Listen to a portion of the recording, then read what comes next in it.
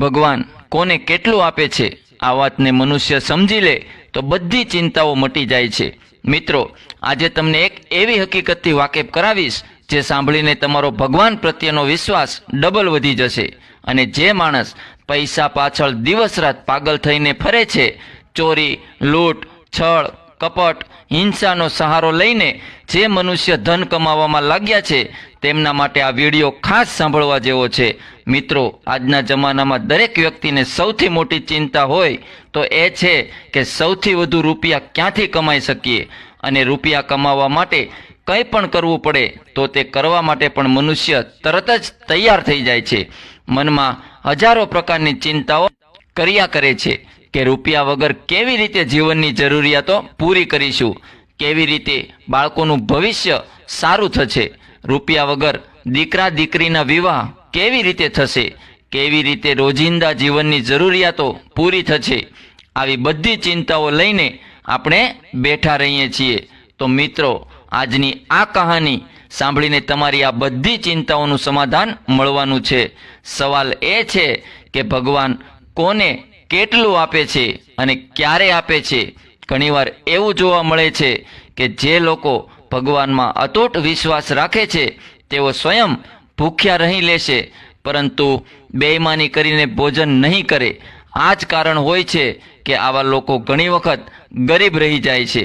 તેઓ સત્ય, નિષ્ઠા અને ઈમાનદારીથી પોતાનું જીવન જીવતા હોય છે અને સારું મોડું પરિણામ બધું જ ભગવાન ઉપર છોડતા હોય છે। આવા લોકોને ક્યારે અને કેટલું આપવું તે કુદરત નક્કી કરતો હોય છે। તેમના સુખ દુઃખનો ખ્યાલ પણ ભગવાન રાખતો હોય છે। કેવી રીતે ભગવાન આવા લોકોનું ધ્યાન રાખતો હોય છે એ જાણવા માટે આ વિડીયોને અંત સુધી સાંભળજો। એક નગરમાં એક જૂના ઘરમાં પોતાના પરિવાર સાથે એક વૈદ્યજી રહેતા હતા। વૈદ્યજી ખૂબ પ્રમાણિક અને ભગવાનમાં વિશ્વાસ રાખતા હતા। તેઓ ખૂબ ઈમાનદારીથી લોકોનો ઈલાજ કરીને લોકોને રોગમુક્ત કરતા હતા। તેમનો એક નિયમ હતો કે તેઓ પોતાના દર્દીઓ પાસેથી એટલા જ રૂપિયા લેતા હતા જેટલા રૂપિયાથી તેમના ઘર માટે એક દિવસનો સામાન ખરીદી શકાય। માની લ્યો કે આજે પરિવારના ભરણ પોષણ માટે 100 રૂપિયાની જરૂરિયાત છે, તો આ વૈદ્યજી તેમના દર્દીઓ પાસેથી ત્યાં સુધી જ પૈસા લેતા હતા જ્યાં સુધી 100 રૂપિયા ભેગા ન થઈ જાય। ત્યારબાદ આખો દિવસ મફતમાં ઈલાજ કરતા હતા।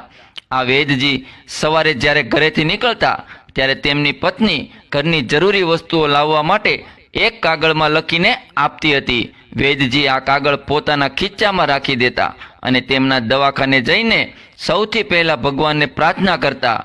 ત્યારબાદ તેઓ તે કાગળ ખોલીને વાંચતા હતા। ત્યારબાદ તેઓ આ બધી વસ્તુનો હિસાબ લગાવીને જેટલા પૈસા થતા હતા એટલા જ પૈસા તે તેમના દર્દીઓ પાસેથી લેતા હતા।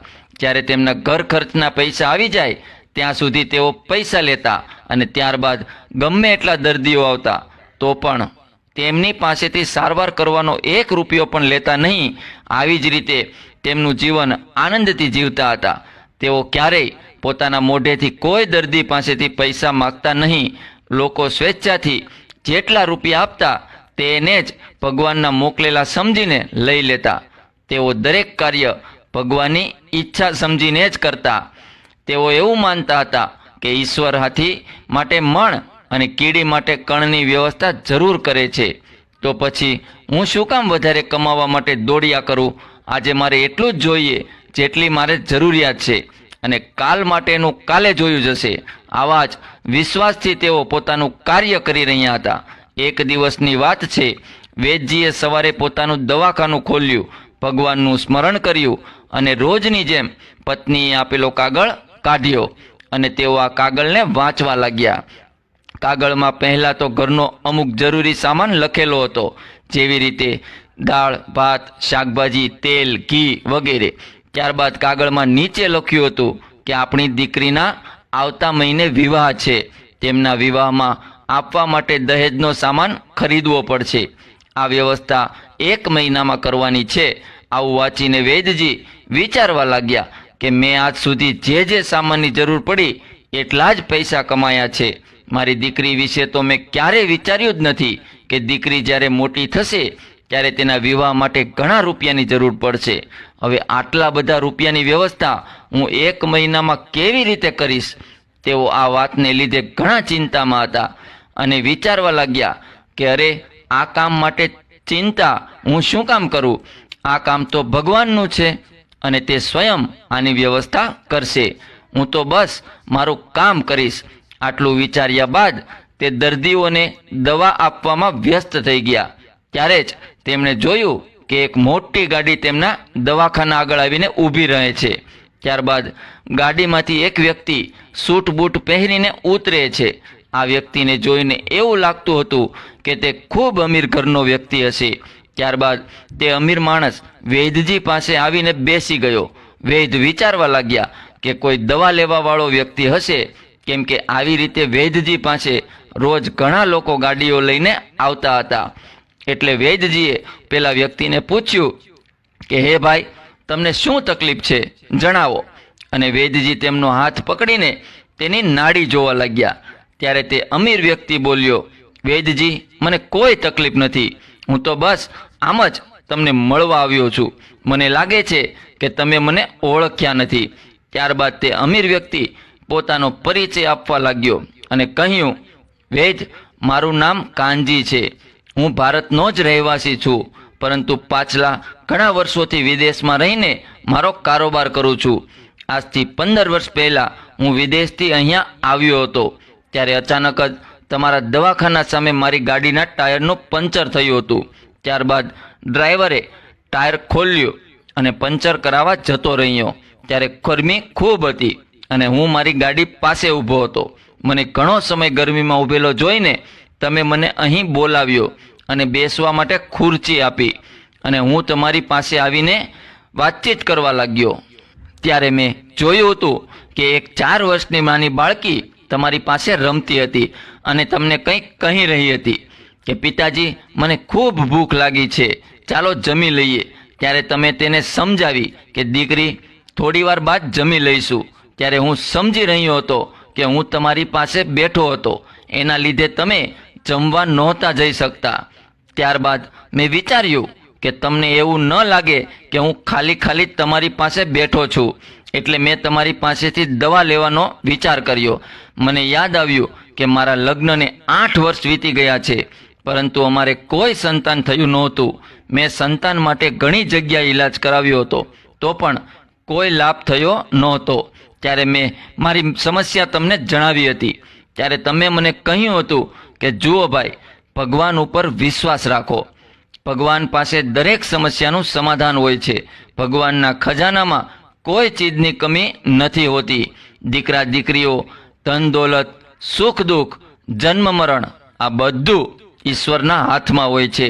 આ કોઈ વેદ કે ડૉક્ટરના હાથમાં નથી. જે કાંઈ પણ થાય છે તે બધું ઈશ્વરની ઈચ્છાથી જ થાય છે. સમય આવે ત્યારે પરમાત્મા જેને જેવી જરૂરિયાત પડે છે તેવું આપે છે. ડૉક્ટર અને વૈદ તો નિમિત્ત માત્ર હોય છે. આવું બધું સમજાવ્યા બાદ તમે મને દવાની 2 પડીકી આપી. એક પડીકી મારા માટે અને એક મારી પત્ની માટે. અને આ દવાનું સેવન કેવી રીતે કરવાનું છે એ પણ તમે મને બતાવ્યું હતું. ત્યારે એ દવા મેં મારા ખિસ્સામાં મૂકી અને હું એ દવાના પૈસા તમને આપતો હતો, પરંતુ તમે એવું કહીને મારા પૈસા લેવાની ના પાડી કે આજનું ખાતું બંધ થઈ ગયું છે. એ વાત જો મને સમજાતી નહોતી. ત્યારે એક ત્રીજા વ્યક્તિએ આવીને મને જણાવ્યું હતું કે ખાતું બંધ થવાનો મતલબ છે કે વૈદ્યજીએ આજના ખર્ચા માટે જેટલા રૂપિયા ભગવાન પાસે માગ્યા હતા એટલા થઈ ગયા છે. હવે તેઓ કોઈ પણ દર્દી પાસેથી સાંજ સુધી 1 પૈસો પણ નહીં લે. આવું સાંભળીને મને ખૂબ આશ્ચર્ય થયું કે વૈદ્યજી કેટલા મહાન છે કે તેઓ ફક્ત પોતાની જરૂરિયાતના હિસાબથી જ ધન કમાય છે. તેમની અંદર વધારે ધન કમાવવાની કોઈ કામના જ નથી. તમારી પાસેથી દવા લઈને હું મારા ઘરે જતો રહ્યો. ઘરે જઈને આ વાત મેં મારી પત્નીને જણાવી. ત્યારે મારી પત્નીએ કહ્યું કે એ માણસ જરૂર કોઈ દેવતા હશે. આવા લોકોની ચિંતા ભગવાન કરે છે, જેઓ બીજાની સેવામાં હંમેશા તત્પર રહેતા હોય છે. અને તમારી દીધેલી દવાની 2 પડીકીના લીધે આજે મારા ઘરે 2 ફૂલ જેવા બાળકો છે. અમે બંને પતિ પત્ની ખૂબ ખુશ છીએ અને રાત દિવસ તમારા માટે પ્રાર્થના કરતા રહીએ છીએ. આજે 15 વર્ષ વીતી ગયા. હું મારા કારોબારમાં વ્યસ્ત રહેવાના લીધે તમને ધન્યવાદ આપવા માટે પણ ન આવી શક્યો. આજે વ્યસ્ત હોવા છતાં પણ સમય કાઢીને હું તમારી પાસે આવ્યો છું, કેમ કે અહીંયા મારી એક બહેન રહે છે. તેમની દીકરીના વિવાહ છે અને મારી બહેન વિધવા છે. મેં મારી ભાણકી માટે દહેજનો સામાન ખરીદ્યો છે, પરંતુ ભગવાનની પ્રેરણાથી જ્યારે હું મારી ભાણકી માટે દહેજનો સામાન ખરીદી રહ્યો હતો ત્યારે મારી આંખો સામે વારે વારે એક બાળકીનો ફોટો આવી જતો, જે બાળકીને આજથી 15 વર્ષ પહેલાં મેં તમારી પાસે જોઈ હતી. મેં વિચાર્યું કે એ બાળકી પણ મારી ભાણકી જેવી જ છે. હવે તે વિવાહ યોગ્ય થઈ ચૂકી હશે, એટલા માટે મેં મારી ભાણકીની સાથે સાથે તે બાળકી માટે પણ દહેજનો સામાન ખરીદી લીધો. હું માનું છું કે ભગવાને જ મને આ કામની જવાબદારી સોંપી છે. મને હવે એક સાથે 2 દીકરીઓના વિવાહ કરવાનું સૌભાગ્ય પ્રાપ્ત થશે. આ અમીર વ્યક્તિની વાવી વાતો સાંભળીને વેદજી આશ્ચર્યચકિત થઈ ગયા કે તેઓ વિચારવા લાગ્યા કે થોડી વાર પહેલાં જ મેં મારી પત્નીએ આ લખેલી ચિઠ્ઠી વાંચી હતી અને હજુ 1 કલાક પણ નથી થઈ કે આટલું જલ્દી ભગવાને મારું કામ કરી દીધું. ત્યારે વૈદ્યજી મનમાં ને મનમાં ભગવાનનો આભાર માનવા લાગ્યા કે વાહ રે ભગવાન, તમે ખૂબ મહાન છો, તમે ખૂબ દયાળુ છો, તમે અંતર્યામી છો. વૈદ્યજીએ વાતથી પણ ખૂબ આશ્ચર્યમાં હતા કે આજ સુધી તેમની પત્નીએ ચિઠ્ઠીમાં જે જે જરૂરિયાતની વસ્તુઓ લખી હતી તે વસ્તુઓની વ્યવસ્થા ભગવાન એક જ દિવસમાં કરી આપતા હતા. પેલો અમીર વ્યક્તિ પણ આ ચિઠ્ઠી વાંચીને હેરાન રહી ગયો. તે સમજી ચૂક્યો હતો કે જે લોકો ભગવાન ઉપર પોતાનું બધું સોંપીને નિસ્વાર્થ ભાવથી કામ કરે છે, ભગવાન તેમનું ખૂબ ધ્યાન રાખતા હોય છે અને કોને ક્યારે કેવા સમયે કઈ વસ્તુની જરૂરિયાત છે તે સમયે તેમની જરૂરિયાતોને ધ્યાનમાં રાખીને તેમની જરૂરિયાતની વસ્તુઓ કોઈ પણ વ્યક્તિને માધ્યમ બનાવીને આપતા રહે છે. કહેવાય છે કે ભગવાન ઉપર એવો વિશ્વાસ રાખવો જોઈએ જેવી રીતે એક નાનું બાળક પોતાના માતા પિતા ઉપર રાખે છે. માતા પિતા પોતાના બાળકને ગમે તેટલો હવામાં ઉછાળે તો પણ બાળક ભયભીત નથી થતો, કારણ કે તેમને ખબર હોય છે કે મારા માતા પિતા મને નીચે નહીં પડવા દે. તેમને ભરોસો હોય છે કે તે મને ઈજા નહીં થવા દે, એટલા માટે તે બાળક રડવાની જગ્યાએ હસતો હોય છે. આવી જ રીતે જે માણસ ભગવાન ઉપર ભરોસો કરે છે, ભગવાન તેમને ક્યારેય નિરાશ નથી કરતા. પરંતુ તમારો ભરોસો ભગવાન પ્રત્યે પેલા બાળક જેવો હોવો જોઈએ. કદાચ તમારા મનમાં ભગવાન ઉપરનો વિશ્વાસ ડગમગી જાય તો ભગવાનને દોષ ન દેવો જોઈએ કે ભગવાને મારી મદદ ન કરી. ભગવાન કહે છે કે હે પ્રાણી, તું એ જ કર જે હું ચાહું છું, તો થશે એ જે તું ચાહે છે, અને જો કરીશ તું એ જે તું ચાહે છે, પરંતુ થશે એ જે હું ચાહું છું.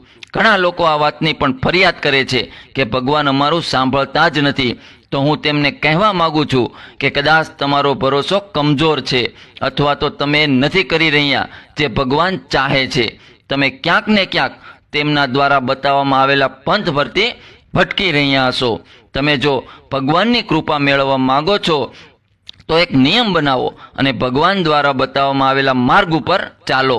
અને ક્યારેય પણ કોઈ પણ કાર્યમાં હું પોતે કરતા છું એવો ભાવ ન રાખવો. કરવાવાળો તો ભગવાન છે, તમે તો માત્ર નિમિત્ત છો. તમારી સાથે જે પણ ઘટનાઓ ઘટે છે, સારી અથવા ખરાબ, એ બધી ઘટનાઓ ભગવાનની ઈચ્છાથી જ ઘટે છે. મિત્રો, હું આશા રાખું છું કે આ કહાની તમને જરૂર પસંદ આવી હશે, અને પસંદ આવી હોય તો કોમેન્ટમાં રાધે રાધે લખજો, અને વિડીયોને લાઈક, શેર અને નવા હોય તો અમારા પેજને ફોલો કરવાનું ભૂલતા નહીં.